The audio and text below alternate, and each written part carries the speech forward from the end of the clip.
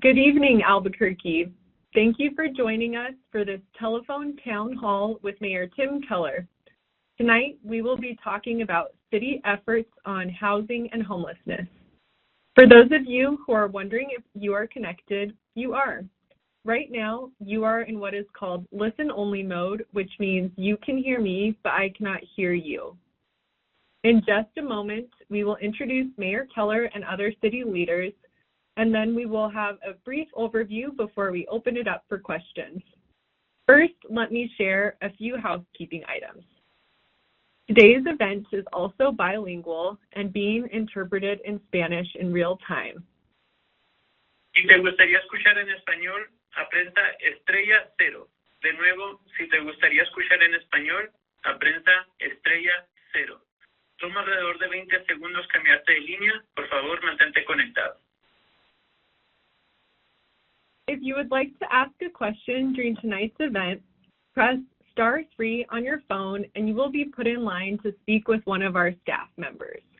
Again, throughout the call, you can press star 3 to be put in line to ask a question. You will be connected to our team and they will take your name, your question, and then you will return to the town hall. Then, if you hear your name, you will be live to the entire conference and you can ask your question directly to Keller and other city officials.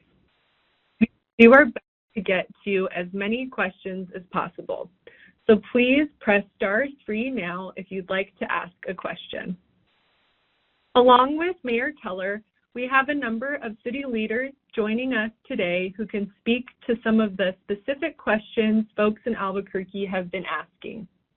We have our Director of Health, Housing, and Homelessness, Gilbert Ramirez, Chief of Police, Harold Medina, Director of the Albuquerque Community Safety Department, Jody Esquivel, Parks and Recreation Director, Dave Simon, and Senior Affairs Associate Director, Nikki Pione. Now, I would like to turn the conversation over to Mayor Tim Keller to share an overview of what the city is doing on housing and homelessness. Mayor? Thanks so much, Stacy, and appreciate everyone joining us on a chilly evening in our beautiful winter in Albuquerque. And we thought we would do something a little bit different this particular telephone town hall. As you may know, typically I might speak for 5 minutes or so and we just take a bunch of questions. And we certainly want to get to your questions and to the discussion for the town hall. But we decided this one we should really focus on what we're doing with respect to housing and homelessness. Now, if you have questions on other items, you're welcome to ask them after. But I am going to open my remarks by just focusing on homelessness and the unhoused and our housing challenges.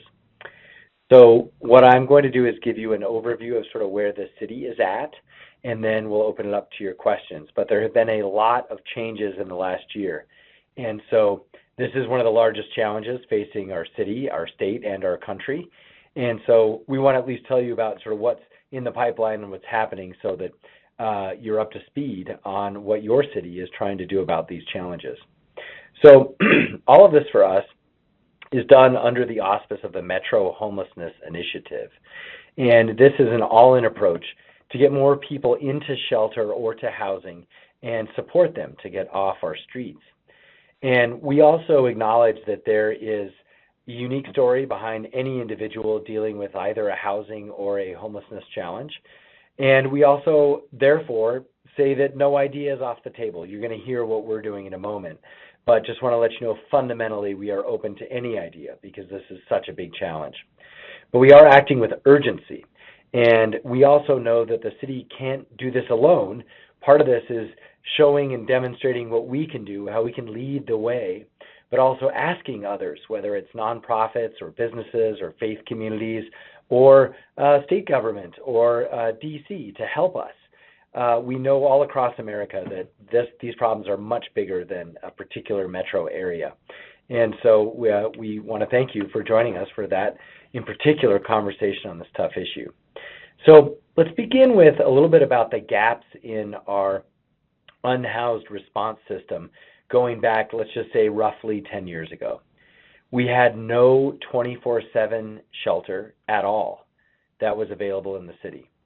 And it's amazing, let me just say that again, like literally on a summer Saturday night, there was nowhere that was open, no barriers to someone who was experiencing homelessness. Now, we also know that there was no place that did not have a barrier to entry in addition just to the time and day. So, you know, some shelters are for men, some housing programs are for women, some nonprofits are faith-based. All of those are fine, but they do present a barrier that has led to challenges that Albuquerque has faced for decades. Another one was that often there was no bed available. And we still need many, many more beds available, but I'll explain how these have changed. But I just want to acknowledge that, you know, 10 years ago, even if you could take somebody somewhere, the question is, well, where can I take anyone? Because there's no bed available. Not just that even things aren't open. Everywhere was full. And the last thing is there was no transportation. So again, let's go to a weekend night.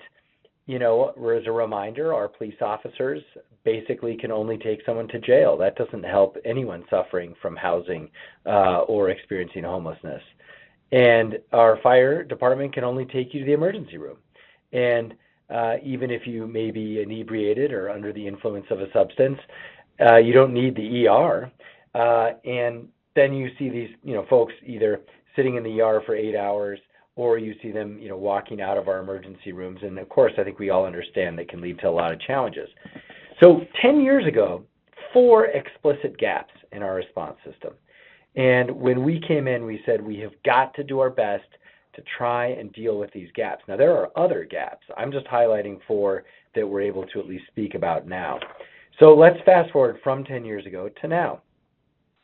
If you call 911 in Albuquerque, and many of you hopefully are aware of this now, instead of just getting police or fire, you may get our Albuquerque Community Safety Department. This is mental health, substance abuse, homelessness, and other non-critical, non-medical issues. That department has taken over 80,000 calls that APD and fire didn't have to take. And they also can fulfill this transportation gap. So in different ways, in different situations, they can transport someone to service or to a shelter or to somewhere where they can get housing help. That is a tremendous accomplishment from where we came from, which was no ability to do that. Now, we still have lots of challenges, so we're going to talk about the challenges, don't get me wrong, but I want to highlight that gap has, in a massive way, systematic way, 24/7 been addressed. Now, the other gaps speak to the availability of things like bed space or no barriers to entry or how long things are open. And for that work, this is what the city works on with all sorts of partners and as part of our gateway system, so I'll touch on that. First of all, our city invests about $57 million in programs for the unhoused. That is a lot of money, and that is roughly double what it was 10 years ago. We have 15 plus different programs, and we have served 40,000 people. Now that's over multiple years in these programs. And there are at least 24 nonprofits that help us with this work. And some of them are like UNM Hospital, and some are the YMCA, and some are churches. And I'm not going to go through all of them. Some are Goodwill, some are YDI, some is the State Department of Health. But I just want to emphasize that the city actually doesn't do this work ourselves. We contract for professionals who do this work every day to do the work. Now, that does lead to challenges around consistency and in some ways effectiveness. And this is something we're really trying to focus on this winter, is how we can better support all of these nonprofits and how we can be more effective together, because we are investing a lot of funding in this, and everyone I think is certainly well-intentioned and we're collaborative. But the city can do more with respect to making it easier on the bureaucracy and the contracting, and anyway, a whole host of things that I can get into if we have questions. Now, we also have, of course, the city gateway system. This is now, many people remember somewhere along the line hearing about that we bought the old Loveless Hospital on Gibson and we're trying to use it as a place where people can get help. Well, this project has taken a few years, but it's a massive project because that is the answer to this other huge gap in our system. And so now, here's what we have. Fast forward to now. We actually have 5 gateways, and 3 of them are completed, and another one's about to be done. But we have the Gateway Family Center, which is it's a hotel that we've converted that takes care of unhoused families. And there's about 100 family members every night that the city is taking care of. Then we have the Gateway West, which is now open 24/7, and it has been rehabbed. So there were a lot of challenges with this building. It didn't have proper sewage, it didn't have good bathrooms, it didn't have a roof, it didn't have a kitchen. Now all of that has been fixed. And we're also getting a new provider out there that is going to add in a lot more services for people. So this takes care, by the way, of 600 people a night we take care of at that facility every day. And now we're going to do a much better job of trying to make sure that those folks can get services while they're there and eventually get into housing. Then we have our Gateway Center proper. This is the old Loveless facility. Well, things are finally opening there. So we now have our medical sobering area, which it's actually technically going to open in January or February, but it's all done. We're just waiting for the sort of medical practitioners and things to staff up there, but it's going to have 50 beds that people can go to, no barriers. And it already has a 24/7 emergency drop-off, so that police and fire have somewhere to go that is not the emergency room in jail. That's open right now. It also has our Housing Navigation Center, where we provide people overnight beds so we can support getting them to longer-term housing. And so in total, there's actually about a dozen programs in there now, but we're helping about 500 people a day there, and we want that to eventually be 1,000 people a day.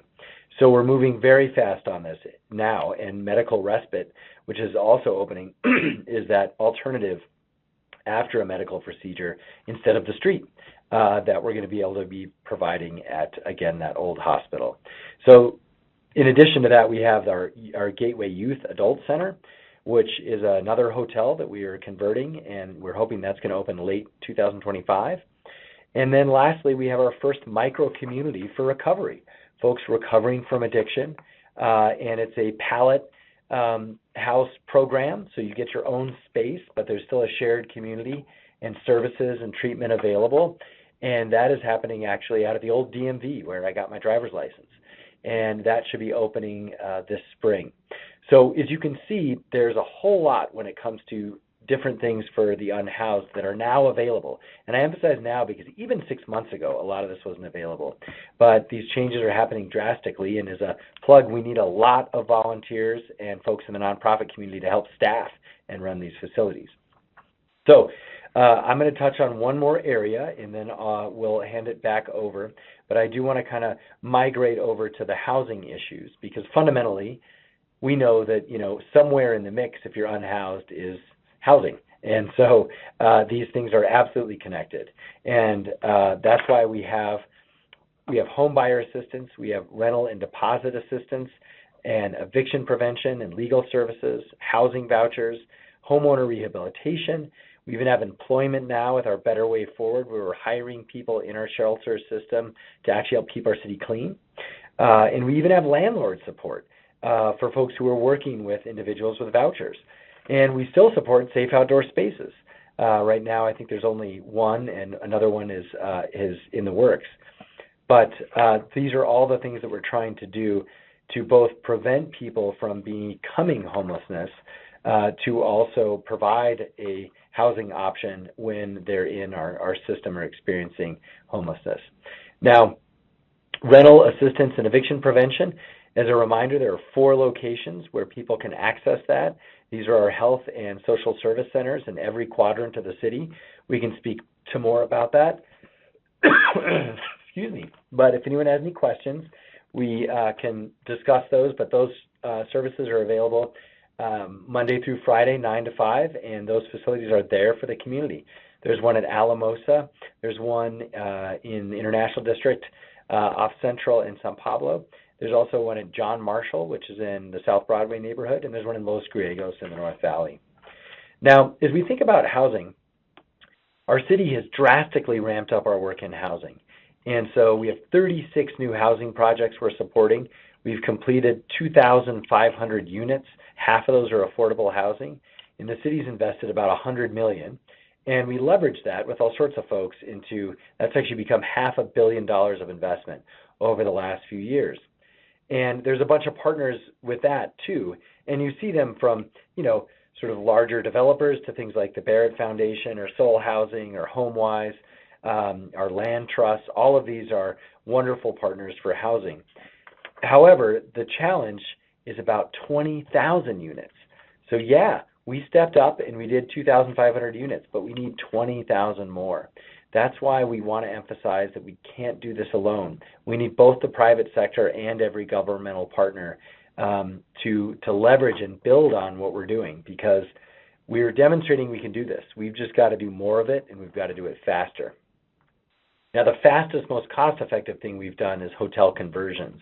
And we finished our first one up by Los Altos that actually has been very cost-effective and now has, it's filled with folks who have new housing. And you see all over our community new construction for housing. There's 106 units up on the west side. There's 32 units in the heart of the city. There's a huge project out by West Mesa that has hundreds of units. Nuevo Atrisco, another west side project. Luminaria up in East Central, that's 92 units of housing. There's some in Nob Hill, another 92 units of housing. And some senior housing, also 82 units of affordable housing in East Central Albuquerque.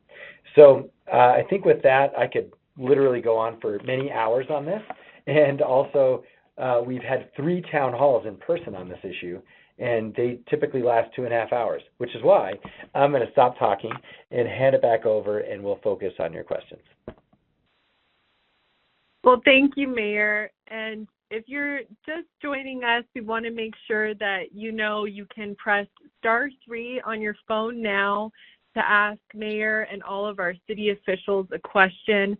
So if you'd like to ask a question, again, press *3 and you'll be put in touch with our team to take down your question.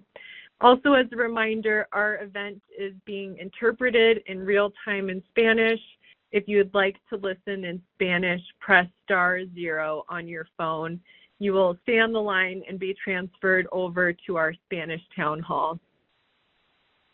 So we have some questions coming in. Donna, Michaela, Jim, we will get to you here in just a few minutes. But to start off, we have a question from Mary. And Mary has seen that the city is building tiny homes for people off the freeway and is wondering if you can tell us what this project is going to do. Well, thanks so much for that question. And the short answer is yes, but there are some kind of terms and specifics that I'll walk you through. So this is what we call a micro community. So in many ways, look, they are small homes. It's very different than the tiny home program that the county runs in the southeast part of the city. So just kind of letting folks know, both of these are, of course, intended to help the unhoused, but this program the city's doing, first off, the shelters themselves are different. They're called pallet houses, and they're actually much faster and cheaper to build, and they're not meant to house folks for longer than, say, 6 to 9 months. And so it's a pallet house community. It's the same thing that Santa Fe has, but ours is much bigger. And the second thing that's really important about this is only for folks in recovery who are recovering from addiction. And so it's a much more targeted approach.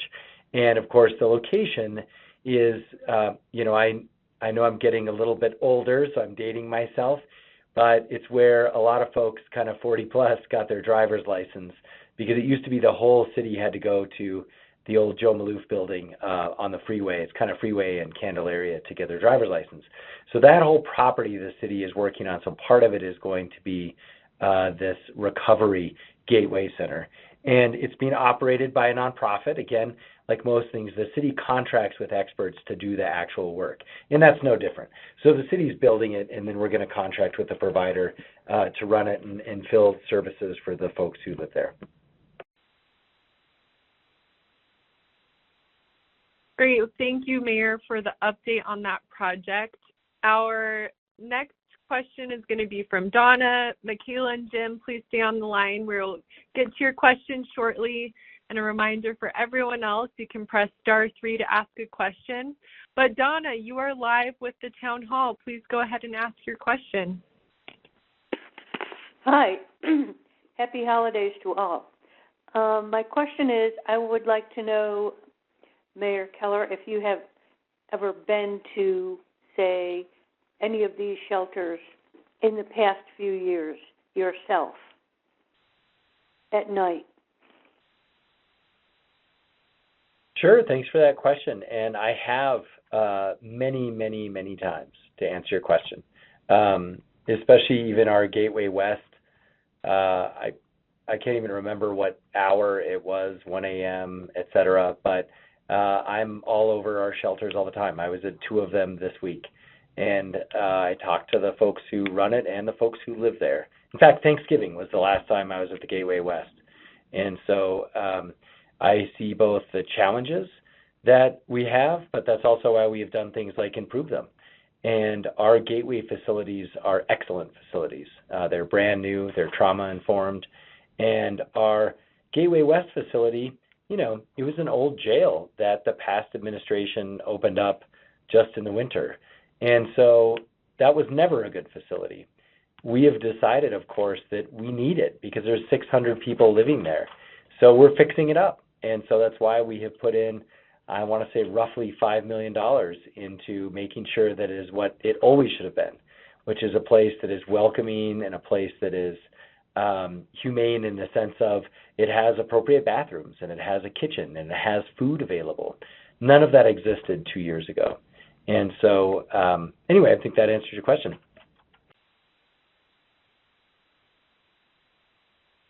Thank you, Mayor, and thank you for everyone who is pressing *3 to ask questions to the mayor and our team at the city. Jim, Monica, Joe, we will get to yours shortly. Everyone, please continue to press *3 for your questions. And our next question comes from Michaela. Michaela, go ahead. Hi. What are you doing to replace the housing that was lost on the Central Corridor? Like, that low-income housing was part of the communities surrounding it, and the raising prices is spreading outwards. Like, you ejected people from their homes on the Central Corridor, and now that it's fixed, art's fixed, construction's done, nobody's coming back. Nobody can afford to live there anymore. What are you doing to give us that housing back? So I'm not sure specifically what project you're referring to. You mentioned the art project and some things like that. I know our administration has not closed any housing on Central. But I know this. We have built, and I can list them for you, on Central, 106 affordable units. That's downtown. We've also added 54 units on Central and Coors, 80 units at Central and Unser, 92 units at Eubank and Central, 92 units at roughly San Mateo and Central, and 61 units at it's kind of where the escarpment is in Central. And so that in total, I mean, that's several hundred new units of affordable housing that my administration has added on Central. So I think we're doing what you are hoping. I will say this, we need thousands of more affordable housing units all over the city. So that's where I was speaking to this notion that we've got to have essentially accelerant from both the private sector, our nonprofit partners, and other government partners to be able to do much more than the programs that I just mentioned. And so I think that touches on your question.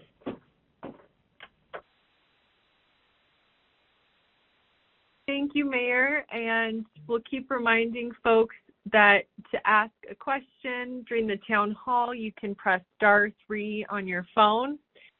Monica and Susan, we'll get to you shortly, but our next question comes from Jim Papia. Jim, go ahead. You're live on the town hall. Hi, thank you. Hi, Mayor. Thanks for taking my question. I've been a social worker. This is going to be my 30th year in the social work profession. And I have to commend you, Mayor Keller, for everything you've been doing for the unhoused and homeless population here in Albuquerque. I think that you have done more than anybody in the history of the city. I am so proud to have you as a mayor. I think you're the best mayor we've ever had. And I've said it before, I hope to see you in the governor's seat one of these days. So thank you. $57 million is a lot of money, but I think you're using it very well, very resourcefully, and I have to commend you again on that. One of the things that I have concerns with, Mayor, is once we take care of the housing, which you're trying to do, and I think eventually it will come, it will fall into place. Most of the folks that we're talking about suffer from severe mental illness. We're talking about severe emotional disturbance. That's the medical term. These are folks who have very, very high acuity types of mental illness. You see them out on the streets, they're kind of talking to themselves, so on and so forth. My concern is that we have so many on the street and they're standing on 2-foot medians, panhandling in the hottest of days, subject to heat stroke. On the coldest of days, I went to Smith's a little while ago, and there's a lady standing out there. She's been there all day in the cold, just doing what she needs to do to survive. Now, one of the purposes of government is to protect its citizens. So I understand that folks have the right to panhandle, and the ACLU gets involved, and so on and so forth. But in my opinion, I don't think that our government is protecting its citizens when it allows them to go out and panhandle and put themselves in danger in the middle of a street on a cold day or a hot day where they might faint and get hit by a car. That is not protecting our citizens, especially the ones with mental health and mental illness. So once the housing gets in place, what I think we need to do, Mayor, is find some way of keeping folks busy, keeping them off the streets, keeping them off the medians, by possibly doing what FDR did back in the day, starting a program, taxpayer-funded program, where we can put some of these folks to work because they can work. They can walk around parks, do some cleanup around the parks, maybe do some cleanup around the streets. We can find all kinds of creative things to help these folks keep busy, so to speak, because when they keep busy, their mental health challenges decrease and get better if we keep them busy. Housing is good. That's going to take care of half of it, but we've got to find the other half. How do we now keep our folks busy so they can stay healthy and, enjoy a little bit of meaning in their lives? So I'm wondering if you would consider some.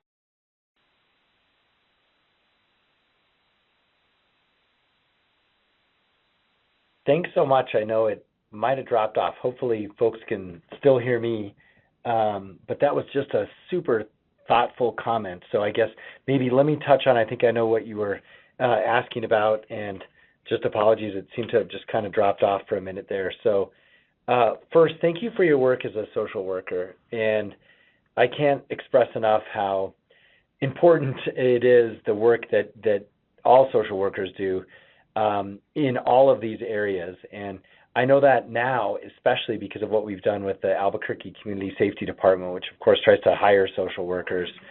But it is something that, if people ask me, if there's, what would I change with the magic wand?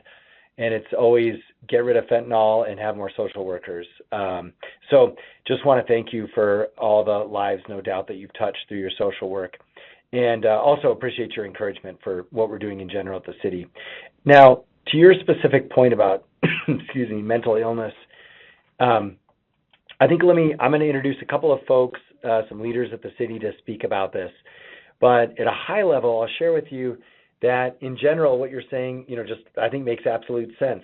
Now, where we're at is we do have that ACS department. And so these folks, hopefully, we now have someone who can respond, who are trained to respond for individuals in that situation, and we can offer them transportation to somewhere. So that ability that our Albuquerque Community Safety Department provides is one answer to what you're talking about. It's just the first step, but that's one piece. The other one is just to your point about panhandling. We know that we have many pedestrian fatalities in our city and that it is very dangerous. And just want to let folks know by law, we're only allowed to do this on small medians, but we're not, we do tell people not to panhandle because especially if they're inebriated or having other issues, it becomes an absolute safety issue. So I agree with you on that. We've had that for a couple of years, and I think it's helped, but obviously it's still an issue for all sorts of reasons around the city, but just wanted folks to know about that. And, but to your last part, we're starting something that might actually help with this, and it's called the Better Way Forward. And what it is a work program for folks to clean up parks or streets who are experiencing issues as you've described, but also so they can have the dignity of work and they can get that financial return from working on, say a weekly basis instead of having to, sign up for a job and then wait for it to start and then you finally get paid like 9 months later. I mean, it doesn't work for anyone in a very fragile situation. So we're going to start with about 100 folks, and we're starting it in the beginning of next year, and we'd even love to expand it. So we could also use some help with people to help us kind of put that together and coordinate. So it's called a Better Way Forward, and we can certainly provide more information on that. But I appreciate, hopefully it's the beginning of something we can use much more to help address what you described. But let's hear for a moment from some of our experts on this. So first, why don't we hear from our Director of Housing and Homelessness and Health, Gilbert Ramirez, and then we can hear from our Community Safety Director, Jody Escobar. Mayor, thank you. Dan, again, my appreciation for serving for 30 years as a social worker. I see you as a colleague. I myself am a clinician and a proud social worker, so thank you for your comments. The issues around addressing individuals who are living with serious mental illness is a challenge, right? And we saw this kind of begin in 2012 when many of our nonprofit providers who were providing vital services were kind of shut down from accusation of Medicaid fraud. And we've been rebuilding since that time. I do want to emphasize that, we have made huge strides with the development of ACS and having a better behavioral health response when it's needed and when there's a crisis in place that doesn't require a police officer and or a fire rescue. It's an appropriate response at the appropriate time. I'm very appreciative that, UNM in partnership with the county has now opened a crisis triage center that's a phenomenal facility that's also now able to better address crisis needs of individuals who are dealing with severe mental illness and needing that support. And we still have to do better. I think with regards to the individuals you're seeing in the community, one of the things that we have done at our shelter for the unhoused is integrated now contracts for case management and connection to other services. The mayor mentioned Better Way Forward. This is also tied into our shelter. A lot of the times what we hear from individuals in the streets is that they're hesitant to go to the shelter because they probably don't know everything there. Yes, we've remodeled 8 of the 12 dormitories, and they're a much better facility, but we also are integrating case management services. We also provide transportation for individuals to be able to get the medications as well as the treatment services that they need.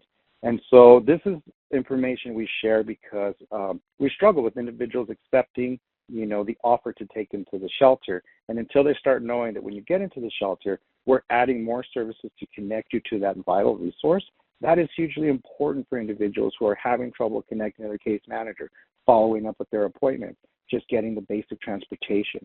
So we're investing in that to try and make better connections. Of course, individuals are going to be at different places in regards to their treatment, and we honor people's self-determination to move where they're at and work with them in that space. And we continue to make sure that they have every right to say, at this time, no, I don't want your help. But if they do say they want it, to be ready to respond and connect them to the service through the appropriate channels. And that is what the mayor is referencing here. Our gateways and entry points, it's a no wrong door approach. And how do we do better? And so we do hope and want individuals to know that if they're going to the shelter, it's not just you got a warm bed and a roof over your head and some meals. We've now got integrated services to make sure that we connect you to the right service, help get you to those appointments, and making sure your long-term plan of care is beyond that, because we understand that's a chronic issue and that you're going to need that support. On the housing, yes, we continue to look at some vouchers to be able to support individuals who need not only place to live, but case management. And that's crucial. And I think we made a very strong argument to make sure that we continue to do that.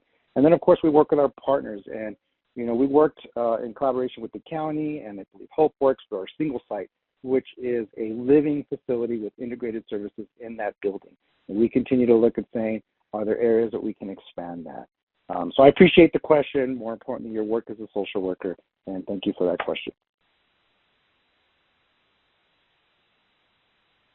Awesome. Thank you. Chime in quickly? Yeah. Yes, sir. Thank you so much. Thank you, Mayor. Thank you, Gilbert, and thank you, sir, for your service. I won't take much time because I felt like they hit on a lot of the benefits of what's going on. I do just want to pause and really really thank you for your service, and so I understand that. I am taken back by the initiative that is been happening with the city and the ability to connect people, and so I think Gilbert mentioned it today, and meeting the community where they're at, and sometimes it's not the first time that we respond to a call, and sometimes it's the fourth time or the fifth time that we respond to the same individual. But I'm proud to say that ACS continues to answer every single call with the most empathy and willingness to connect them to services, and the ability to connect, as you guys have covered all the services with the transport that we do now have with ACS, and the ability to work closer with our Albuquerque Fire Department as well as our Albuquerque Police Department. And I think that we've made a stronger, more collaborative outreach to the community for the response that they need. And so we've been receiving calls from our police department as well as our fire department saying, hey, can ACS come out to this call? We're I think you guys can respond to this better. I come from public service. I've been serving the public in for the last 22 years in one way or another, and didn't really have an answer. Right, I came from the paramedicine world as well as the police side, and was kind of at a loss. And now with ACS, I think that we've been able to fill that gap that has been, nationwide noted. And so I'm honored to be able to kind of fill that gap in that way. So I do want to just take a moment in case I don't get another second on the call. Is we are running our overnight transport shelter service, and so this transport service is running from 8 p.m. to 7 a.m. and I have a phone number for anybody. So this will pick up and take to any shelter overnight now that our temperatures are dropping. And so we wanted to ensure that everybody had a warm place to stay and a safe way to get there. And the phone number is 505-418-6178. And I will give that number one more time. And the transport service number from 8 p.m. to 7 a.m. is 505-418-6178. And this transport service runs 7 days a week. And we're able to take people to shelters to get out of the weather. And so please take advantage of that. So thank you so much. Thank you to our city leaders and for that great question. Please continue to press star 3 and we'll get to as many questions as we can. Mike, Myrna, Karen, we're working to get your questions very soon, but our next question comes from Monica. Monica, you are live on the call. Yes. So I was asking the fundings for these programs. Are they coming out of bonds or taxpayer dollars? Are we getting funded by federal funding, private funding, with all the services that you're providing for the homeless and the addicted? That's a great question. So there's two categories of funding. There is construction funding for like building these facilities. And that's what the city has done a lot of lately. And those dollars come from, let's say roughly a third are bond dollars, city taxpayer dollars through bonding. And there's another third that really comes from the state, from our legislators and our governor. And there's another third that come through federal programs that are actually earmarked, and our federal delegation fights for them. So that's for construction, to build these facilities. Now, running them is a little bit different. Running them comes primarily from the city's operating budget. So that comes from the GRT revenue and the property tax revenue, and then it goes through city council, and it's part of our annual budget process. But that funding is supported and supplemented by the county has pitched in some good funding for the West Side Gateway and also for the Gateway Center, and I think also the Recovery Gateway. And sometimes the state also gives us some operating dollars, typically not as much. And then sometimes there's some federal, like sometimes we're working on using more Medicaid reimbursements and some things like this. So that's just at a high level where the funding comes from for these programs. And the last thing I would say is, our city is right now working through what to do with a large amount of funding from the opioid settlement lawsuit. So basically, there was a lawsuit nationally that the government sued drug companies because of getting people addicted to drugs, in particular sort of painkillers and things like this. And there was a settlement, and the settlement pays the city and the county actually lots of money to try and, as sort of compensation for that. And I'm highlighting this because it's something even the community can chime in on. I'm very interested in investing this money in folks who need treatment as soon as possible. And true to our Metro Housing Initiative, not particularly concerned as long as it helps people in our city. But we've done a long study on this that folks wanted to do. And so it's been about a year since we got this money. And now our city can actually spend it, but it does have to go through city council. So it's a good one to give us your input, myself and our counselors. And I hope we get that money invested into people who need it as soon as we can, because it is now available. And that's to the tune of, the numbers differ over time, but certainly for now, easily there's $20 million available that we could get out, tell people on the street right away. But I need some help. I need our city council to do that with me. Thank you for that great question. Our next question comes from Myrna. We're working to get to as many as possible. We have Karen, Renee, Teresa, working to get to all you folks. But Myrna, please go ahead. You're live on the call. Hi, can you hear me? Hello, can you hear me? Okay, great. Yes. I've been in Albuquerque since '84. I'm a retired nurse. I have two questions.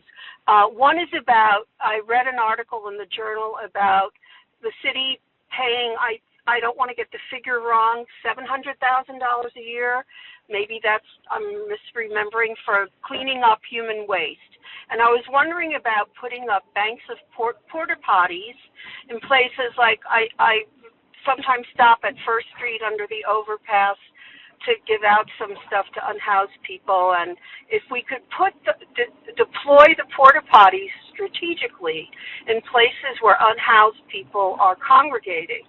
And I know one of the issues, Bullhead Park near my house, where we had porta potties there for a while, and what would happen on weekends is probably young teenagers would come and tip them over, and they eventually put them behind a metal, or they only put them out for like big soccer events and stuff. But it would be, I think, helpful and respectful, and so that people could have a private place to go to the bathroom, and that might, as long as we're spending that much money for cleaning up human waste, why not look at deploying the porta potties that way?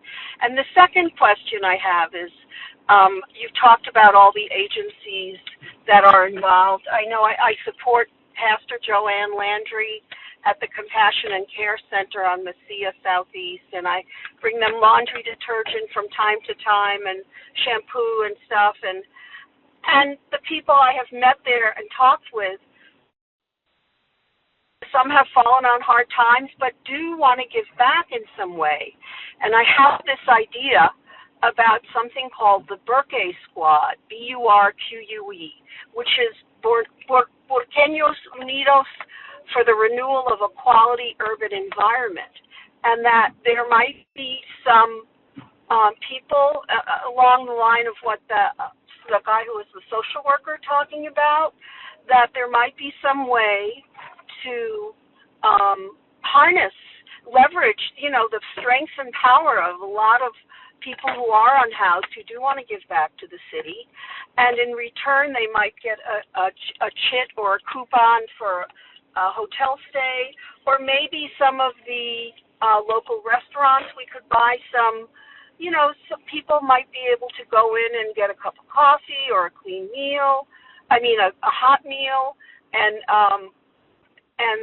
then the other thing is, in terms of leveraging our strengths as a community, if there are barber colleges and beauty colleges, I know they combine to give haircuts and to kids before going back to school, and I wondered if there was some way the city could link up with existing providers to do that for unhoused populations. Thank you. Thank you so much for those thoughts and that question, and also for what you're doing to try and help folks each day in our city. And just you brought up a lot of good ideas, so I'll try and touch on them.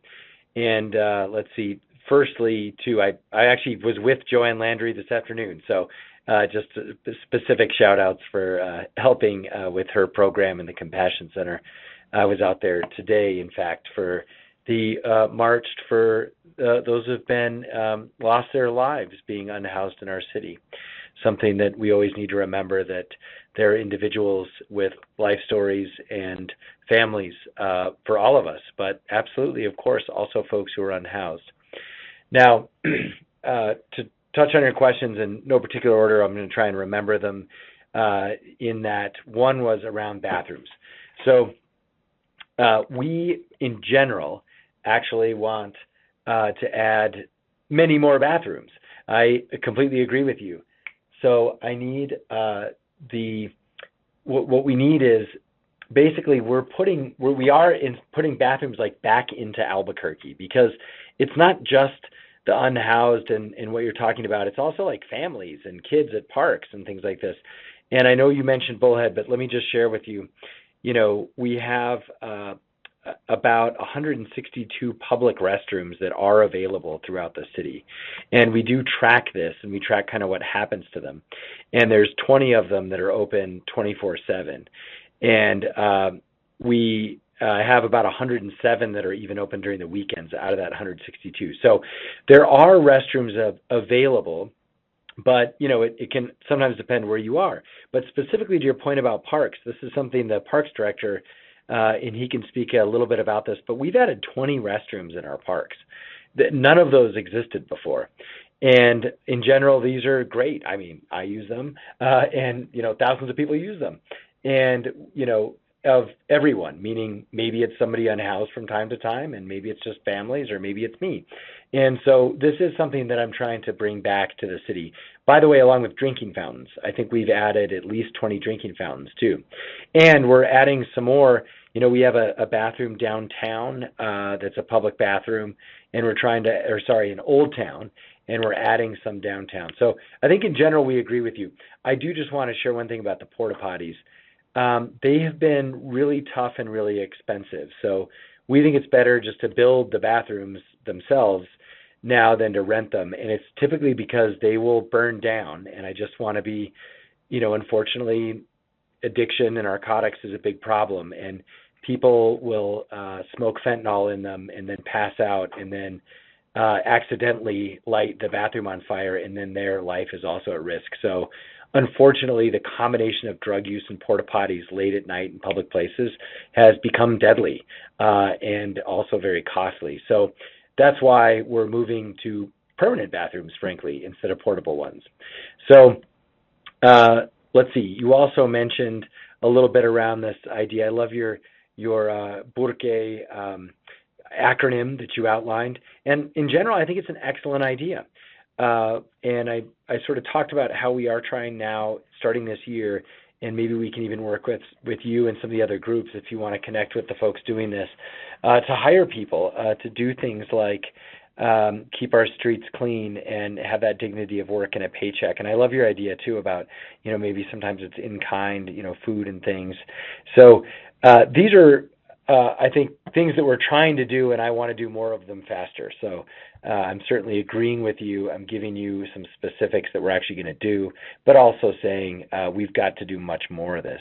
Now, last thing, you also mentioned kind of a higher level program, and we're starting this too. We have the Plumbers Union actually is training the unhoused right next to Hope Works to be plumbers. Now, it's a little more, there's some complications and nuances under that, but I just want you to know in general, we're also testing this out with our trade unions. And they literally leased the building next to the shelter on 4th Street. And we have supported this as a city and subsidize it. And I think it's an amazing project. And so far it has been extremely successful and also helped clean up the area. And so I think that's a call for more of that kind of work. But do want you to know that we're doing some of that already with the plumbers. So goodness, with that, I guess, Dave, you don't have, I talked a lot about bathrooms, but our Parks and Rec Director, Dave Simon, if you want to chime in a bit, go ahead. Well, thank you, Mayor, and thank you, Myrna, for your astute acknowledgement that we do need, we need facilities for public to use while they're going about the great things in our city, in addition to serving those who are unhoused. So, Mayor, I just think you really went over the pros and cons of the portables quite honestly, and I think. But we are going to continue trying to install, more permanent restrooms wherever we can. In fact, the next ones are coming at Vista del Norte Park in a matter of weeks. Excited about that. And Mayor, this is not exactly directly germane to our situation of serving and addressing the unhoused, but hallelujah, we have broken ground on a giant new restroom facility on the launch field at Balloon Fiesta Park for the first time in the history of Balloon Fiesta. And Mayor Keller is responsible for that. And as a dad who's, changed diapers out in the cold weather at Balloon Fiesta in the morning, I think that's a great new restroom for our city. And, we're just going to keep plugging away at that. And I'll leave it at that. Thank you, Mayor. Thank you, Mayor and Director Simon. We have time for just a couple more questions. So with that, we will go to Renee. Renee, you're live on the call. Please ask your question. Hi. I know you had mentioned that these housing programs, are going to take all of our help. I was just wondering what kind of volunteer opportunities are there, and just how do people get involved? Oh, Renee, thank you so much for that question, because I just appreciate that even just asking the question is so helpful for folks, because I know a lot of people do want to get involved, and it can be hard actually to figure it out, but we've tried to make it easy. So we have a one-stop shop portal that is actually a lot like Match.com. I don't know if anyone singles who are on the call, but there's all these dating websites. And anyway, the point is, it's like that for volunteering, where you type in and select kind of what you're interested in, and also what like time of day or different things that are your preferred way to volunteer, and then it will match you with our needs. So sometimes it might be walking dogs at our animal shelters, because you've sort of selected you like animals and you have an hour every week and things like that. So anyway, that's the first step. And so to go to that, it's a really basic website, and just type in your browser 1ABQ volunteers, and it'll show up. So that is by far the best one-stop shop. You can also just call them. Just call 311 and then ask for the 1ABQ volunteer office. And we have a little team actually on the first floor of City Hall that meets with people and even discusses this and goes over it with in person. So that's certainly your gateway in, your portal sort of into volunteering. But there is such a wonderful range to help. And I want to highlight a couple of examples because some of the experts are on the call. So I'll tee up Gilbert Ramirez just to talk through some ways with housing and homelessness, but also our Senior Affairs Associate Director, Nikki Pioni, she's on and can talk about some ways to help low-income seniors, and then we'll kind of take it from there. So Nikki and Gilbert, go ahead. Thank you, Mayor. This is Gilbert, Director of Health, Housing, Homelessness. So without a doubt, we launched a dedicated volunteer program just for our department in FY24, so last year, and we had it running for 8 months. On our website, I'm very pleased to say we closed out the year. We did an annual report. We had 105 events, 351 volunteers, and over 1,200 volunteer hours. Now, the beauty to that is that overall we saw a huge surge, much like what you have said. How do we help?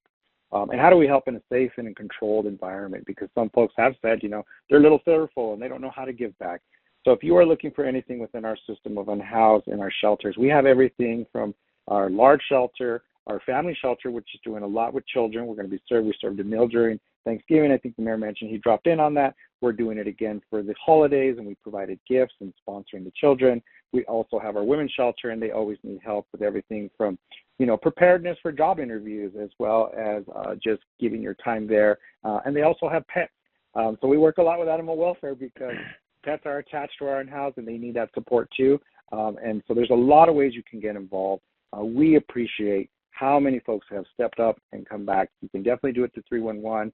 On our webpage, you can find everything that we're tracking and showing and showcasing in regards to opportunities. And I will say we had a huge outpour of support. We're renovating the large shelter. We've done 8 out of the 12 dorms, and we needed to do a bed building event. And our entire department was there building them, including myself, all the way to our volunteers who showed up. Amazon donated some time, and their folks were out there building the new beds and putting them together.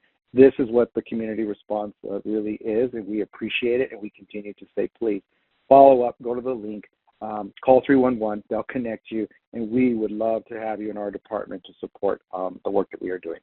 Thank you. Nikki, anything else you'd like to add? This is Nick. Sure, I'd love to, Mayor. Thank you.